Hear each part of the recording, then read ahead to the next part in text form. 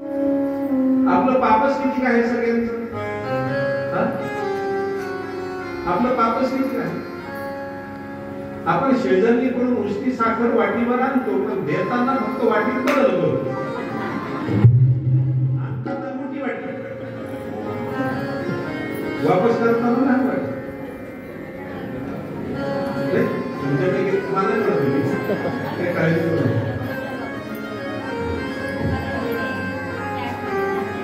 आपलं पापच जर अतिशय शुल्लक असं पाप आहे, महापापी जर धुंदुकाने धरून जातो, तर आपला उद्धार नाही होणार. का होणार नाही? आपला उद्धार झालाच पाहिजे. आणि त्यातही भागवताची कथा ही दोन ठिकाणी आहे का. एक म्हणजे नैमिष अरण्यामध्ये, पहिल्यांदा भागवत झालं नैमिष अरण्यामध्ये, आणि दुसरी कथा याच पावन भूमीवरती तुम्ही भाग्यवान आहात म्हणून व्यास पीठावर मी तुमच्या सगळ्यांना दंडवत घालतो. हो, तुमच्या सगळ्यांना व्यास पीठावर दंडवत घालतो. त्याचं कारण असं आहे की तुकाराम महाराजांनी सुद्धा जो भागवताची सेवा करेल, तुकाराम महाराजांनी इच्छा प्रगट केली की जो भागवताची सेवा करेल त्याची सेवा मला घडो. तुका म्हणे मज घडो त्यांची सेवा, कधी माझ्या दैवा पार नाही. एवढं भागवत महत्वाचं आहे.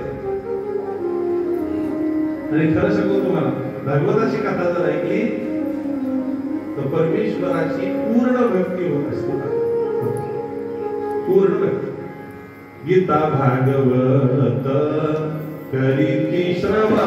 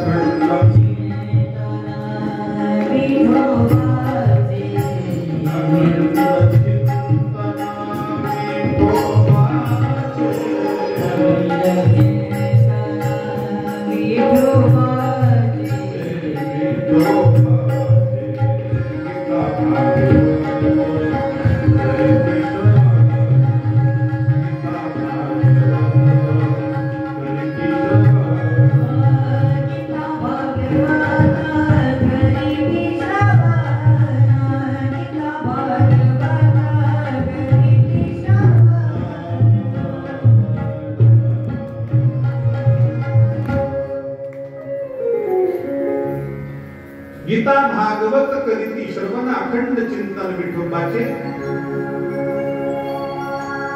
भागवताची कथा ऐकल्यानंतर महापापी सुद्धा उद्धरून जातो. आपलं माहिती. त्याच्यामुळे श्रीमद भागवताचं फार मोठं महत्व साधू संतांनी आपल्या सगळ्यांना सांगितलं. ऐका, बारकाई नाही का, माझे फक्त बोलण्याकडे लक्ष द्या. मनुष्य जन्मामध्ये दुसरा ग्रंथ ऐका म्हणजे गीता. जर गीता पठन करायला आपल्याला अवघड वाटत असेल तर ज्ञानेश्वरी पठन करा. भगवान गोपाल कृष्णाने गीता अर्जुनाला सांगितली. ती आपल्यासारख्या लोकांना संस्कृत भाषा समजणार नाही म्हणून ज्ञानदेव प्रकट झाले. ज्ञानदेव म्हणजे गोपाल कृष्णच आहे बर का. ज्ञानदेव म्हणजे गोपाल कृष्णच आहे. आपल्या पृथ्वी तलावरती हे दोन संत